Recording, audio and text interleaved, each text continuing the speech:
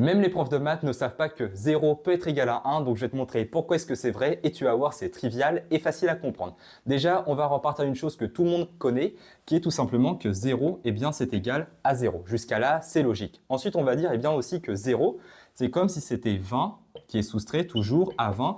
Et de l'autre côté, on ne va pas prendre 20, mais on va plutôt prendre, par exemple, 25 moins 25. Maintenant, il faut savoir que 20, eh bien, c'est dans la table de 5.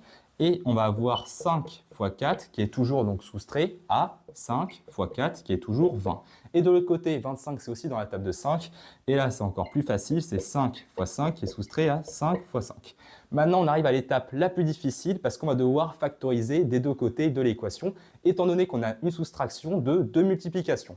Ici de ce côté-là on va factoriser par 4 puisqu'il est répété deux fois. Donc on va avoir 4 qui est multiplié par 5 moins 5. Et de l'autre côté, vu qu'il n'y a que des 5, on factorise forcément par 5. Autrement dit, on va avoir 5 factorisé par 5 moins 5. Et là maintenant, on a un petit problème, ou plutôt on va trouver la solution, bien sûr, parce qu'on a 5 moins 5 qui est des deux côtés, et vu qu'il est multiplié, eh bien pour le faire disparaître, on va le diviser par lui-même. Mais si on le divise par lui-même, au final, on va voir que 4 est égal à 5, et là c'est bon, on a terminé, puisque si on soustrait des deux côtés par 4, on arrive au final à 0, qui est égal à 1, et donc voici la preuve formelle que 1 est égal à 0 à partir du moment, bien sûr, où on considère qu'on peut diviser par 0. Si la vidéo t'a plu, abonne-toi.